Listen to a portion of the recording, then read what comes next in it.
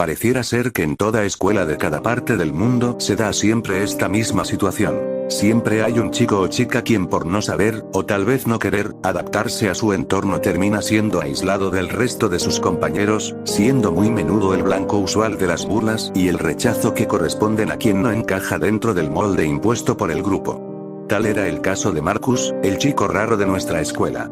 Aunque a decir verdad, él no parecía ser precisamente la clase de persona a quien le afectase mucho el hecho de que los otros niños hiciesen burla de él a sus espaldas o abiertamente rehusasen a jugar con él. No, Marcus no era alguien común ni corriente. No actuaba como el típico chico víctima de bullying que suele aparecer en tantas películas o teleseries. En gran medida, fueron sus propias actitudes más que nuestro propio rechazo lo que más contribuyó a su condición de lobo solitario. Y la verdad es que todo indicaba que él lo prefería así. Durante cada recreo, se mantenía aparte de los demás, buscando siempre algún rincón en donde nadie lo molestase.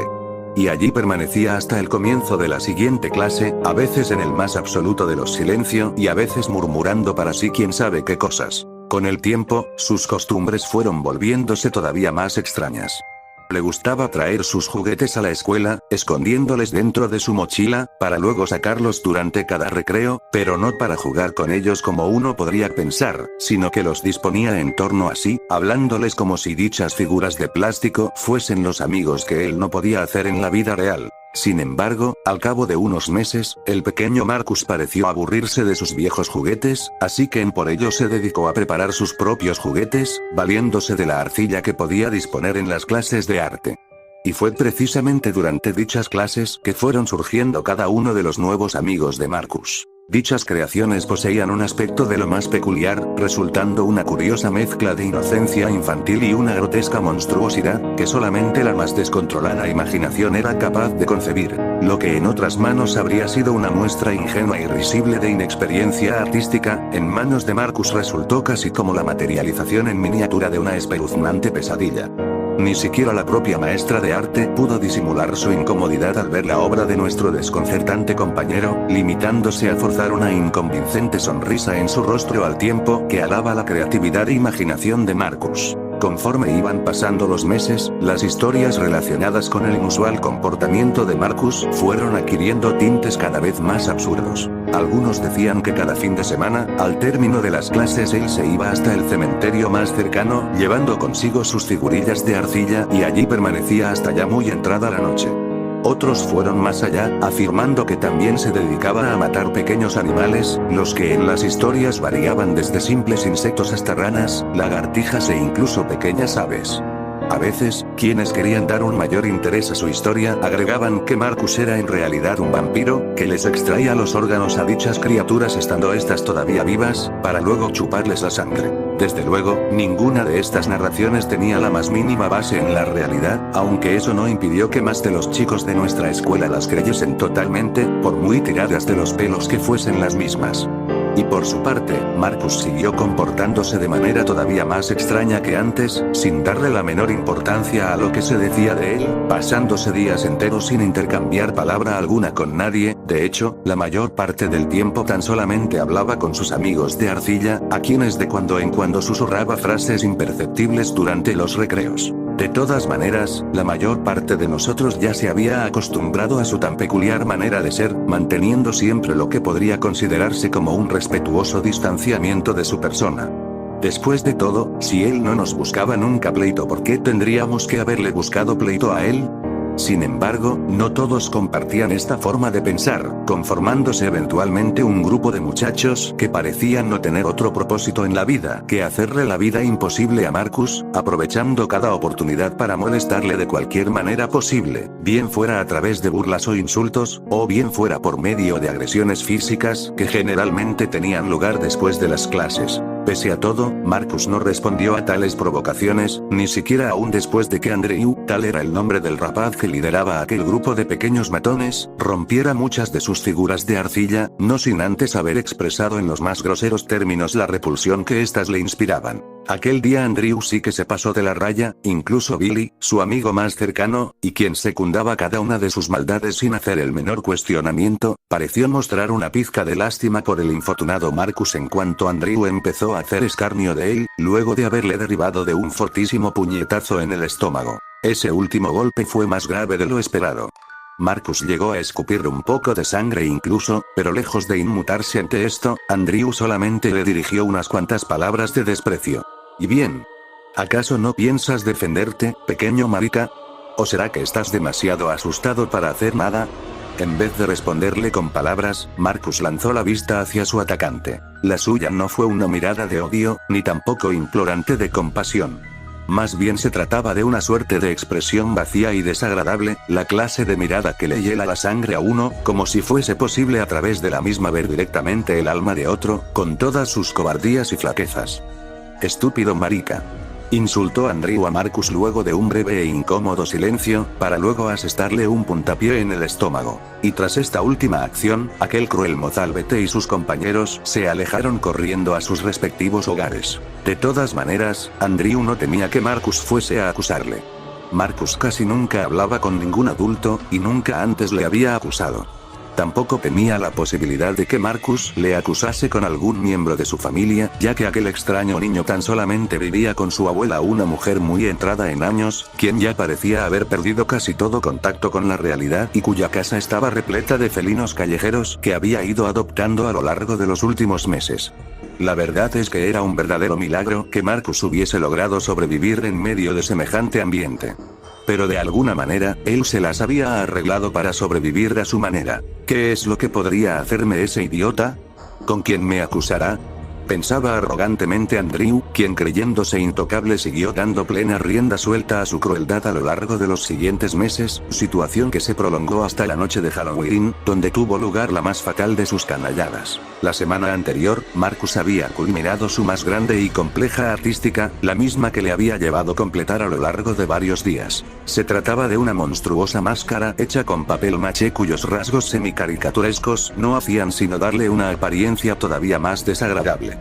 Aún así, Marcus parecía estar plenamente orgulloso de su trabajo, reservándole un lugar especial en la estantería que la profesora de arte había reservado para las numerosas figuras de arcilla que él había preparado en las clases anteriores. Ahora bien, en otras circunstancias Andrew y sus camaradas se habrían conformado con hacer pedazos dicha máscara en su empeño por hacerle la vida imposible a Marcus, pero en vez de ello, el pequeño matón optó por ser más creativo, orquestando de esa manera una retorcida broma cuyo primer paso consistió en robar la máscara monstruosa durante la misma noche de Halloween, para luego rellenarla de una gran cantidad de espeso y pegajoso engrudo. Lo siguiente fue dar con Marcus, lo cual resultó ser mucho más fácil de lo que aquel grupo de matones habría esperado. Para su sorpresa, esa noche Marcus había decidido salir a pedir dulces como los demás niños, e incluso se había preparado su propio disfraz, ayudado por su excéntrica abuela, un traje tan burdo y ridículo que Andrew y sus compañeros apenas si pudieron contener sus carcajadas al momento de verle. Haciendo un esfuerzo, el grupo de matones logró mantener la suficiente compostura como para fingir de manera más o menos convincente el estar arrepentidos de sus pasadas acciones, mostrando una actitud falsamente amistosa que de alguna manera les sirvió para convencer a Marcus de ir a pedir dulces con ellos.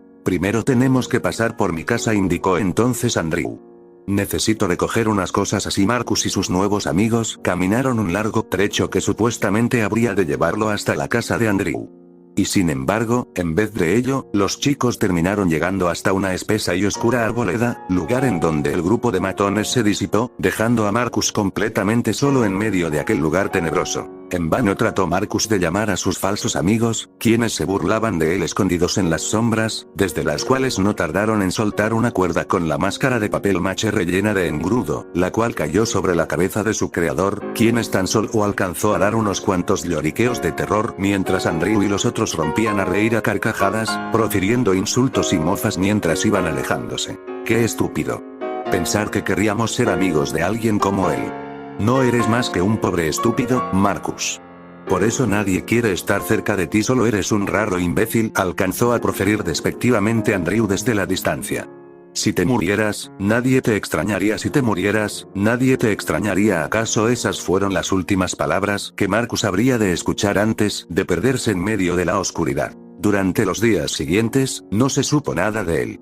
No apareció en la escuela, ni tampoco se le vio en su casa, en donde su vieja abuela de expresión ausente seguía esperándole, acompañada de varios gatos.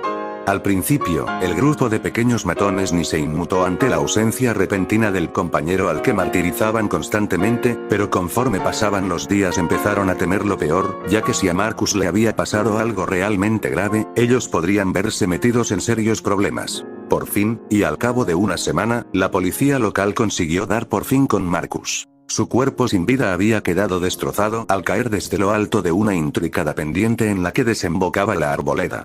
Aún traía la horrible máscara de papel maché puesta sobre su rostro, la misma que le había impedido ver por dónde iba, llevándole a su muerte. En cuanto las noticias de este último hallazgo fueron difundidas, Billy, el integrante del grupo de matones que se sentía más invadido por la culpa, enfermó gravemente, al punto que sus padres incluso llegaron a temer que fuese a morir. Y Andrew, por su parte, lo que temía era que Billy le contase a algún adulto el papel que ellos habían desempeñado en el final del infortunado Marcus.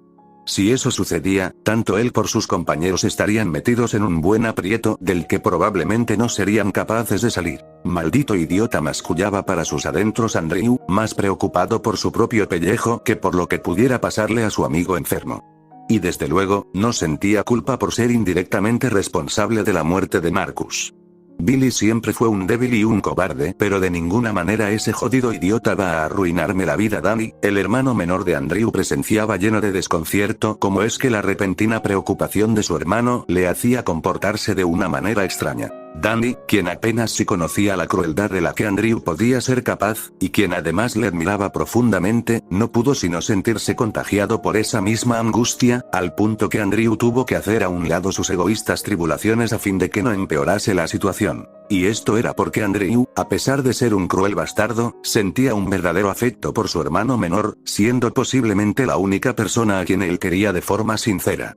De todas maneras, las cosas parecieron estar a punto de normalizarse al cabo de unas cuantas semanas. La muerte de Marcus pareció ser confirmada como alguna clase de infortunado accidente. Después de todo, ese chico siempre fue extraño. ¿Quién sabe qué pudo haber pasado por su mente durante aquella noche?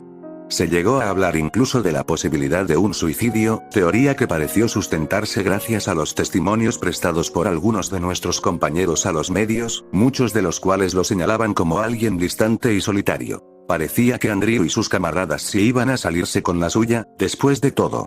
No fue sino hasta unos cuantos meses más tarde que empezaron a darse una serie de sucesos terribles e inexplicables, cuyo acontecer habría de dejar bien en claro a los pequeños matones que su cruel acción contra Marcus no había sido olvidada. El primero de estos hechos fue la muerte de Billy. Tras haberse recuperado de la enfermedad producto de la culpa que le había aquejado al enterarse de la muerte de Marcus, Billy se mostraba dispuesto por fin a volver a la escuela. Esa mañana el chico se alistó y desayunó como cualquier otro día, dirigiéndose luego a la parada de autobuses después de haberse despedido de sus padres. Solo que, esa mañana, él no llegó a la escuela, ni tampoco habría llegado nunca. Para horror sus padres, Billy desapareció repentinamente aquel día, sin que hubiese el menor indicio que diese pista alguna de su paradero. Varias búsquedas fueron organizadas en el pueblo a fin de encontrar al desaparecido. Y efectivamente, él fue encontrado al cabo de 2 semanas, colgado de lo alto de un árbol que crecía en el mismo bosquecillo en donde Marcus murió. El cadáver de Billy estaba ya en un grave estado de descomposición, y los 2 ojos le habían sido arrancados del rostro. El pánico se apoderó de nuestro pueblo a raíz de aquel último hallazgo. La muerte de 2 niños en el mismo lugar no podía tratarse de coincidencia alguna, motivándose así la creencia de que un asesino de infantes rondaba por los alrededores, la misma que solamente habría de reforzarse cuando los otros 2 amigos de Andrew, Matthew y Roser, desapareciesen también al poco tiempo. Una comprensible paranoia invadió entonces la mente de los padres de Andrew y Danny, no permitiéndoles a los 2 chicos dejar la casa por ningún motivo, una estadía forzosa que los hizo sentirse prisioneros dentro de su propio hogar. Para Danny, aquella situación tan solamente era molesta y aburrida. Para Andrew, sin embargo, fue como haberse quedado acorralado dentro de una situación sin salida. Por más ridículo que le resultase creer en fantasmas o maleficios, la muerte de Billy y la desaparición de sus otros dos amigos le bastaron para comprender que lo peor estaba todavía por venir, ya que si los cómplices de sus abusos contra Marcus habían sufrido tan trágico destino, él ciertamente no podía esperar una mejor suerte. Sé que has sido tú, Marcus pensaba para sus adentros Andrew, rechinando los dientes. Tú fuiste quien mató a Billy e hizo desaparecer a mis amigos, pero de ninguna manera vas a matarme a mí, bastardo, no lo permitiré. Cabe decir que ni siquiera bajo esas circunstancias Andrew llegó a confesar lo sucedido aquella pasada noche de Halloween, y tampoco habría servido de mucho, puesto que cualquier adulto simplemente habría considerado sus palabras como un mero delirio infantil. Luego de haberse pasado varias noches sin dormir a causa de sus nervios, Andrew cayó en un sueño profundo una tarde del sábado, despertándose ya muy entrada la noche, momento en el cual aquel muchacho sintió un terrible escalofrío recorriendo su piel. Instintivamente, lo primero que hizo Andrew, no bien hubo despertado del todo, fue llamar en voz alta a sus padres, pero no hubo respuesta alguna. Mamá. Papá. ¿En dónde están? Una breve exploración de la planta superior de la casa le permitió descubrir que ni sus padres ni su hermano menor se encontraban en sus respectivas habitaciones. Temerosamente, el muchacho descendió a la planta inferior de su casa, luego de haber escuchado un ruido extraño proveniente del comedor. Mamá. Papá. Volvió a preguntar Andrew. Danny. ¿Están allí? Y allí estaban efectivamente. No bien Andrew encendió la luz del comedor, no pudo evitar soltar el más desesperado grito de horror al contemplar los cadáveres degollados de sus padres, quienes yacían inertes en el suelo, empapados de pies a cabeza en el charco de su propia sangre, mientras que los restos mutilados de sus amigos Matthew y Roser permanecían sentados a la mesa, habiendo sido sus rostros tan grotescamente deformados que ya ni siquiera mostraban una apariencia humana. Al igual que a Billy, también les habían sido extraídos los ojos, siendo puestos en su lugar unas burdas imitaciones de vidrio. Asimismo, al lado de cada uno de los cuerpos se encontraban unas pequeñas figuritas de arcilla, muy parecidas a las que Marcus había solido realizar durante las clases de arte. Andrew, inquirió débilmente una voz a espaldas del aludido, quien volviendo la mirada temerosamente, descubrió tras de sí a una figura familiar, un niño con un ridículo disfraz manchado de sangre, quien llevaba puesta una grotesca máscara hecha de papel maché. Tú, balbuceó torpemente Andrew, antes de abalanzarse sobre aquel otro muchacho, agarrándole por el cuello al tiempo que le gritaba toda clase de insultos y maldiciones, mientras iba propinándole varios golpes hasta que el chico del disfraz dejó de moverse, y la máscara de monstruo se rompió, revelando de esa manera, para horror absoluto de Andrew, que aquel otro niño no había sido Marcus, sino su hermano menor Danny. Un enloquecido Andrew tomó en brazos el cuerpo sin vida de su hermano, llorando desesperadamente para luego quitarse la vida, valiéndose de un cuchillo de cocina con el cual se cortó la garganta, no sin antes haberle pedido perdón con lágrimas en su rostro. Unas horas después, la policía arribó a la casa de Andrew, tras haber sido avisada por unos vecinos acerca de unos ruidos extraños provenientes de la misma. Allí fueron encontrados los cadáveres de la familia asesinada, así como también de los otros dos niños desaparecidos, sin que el misterio de su violenta muerte pudiese ser resuelto nunca. Asimismo, dos nuevas figuras de arcilla habían sido dispuestas al lado de los cadáveres de Dan y Andrew, los mismos que parecían mostrar en sus toscas facciones una vaga sonrisa de satisfacción.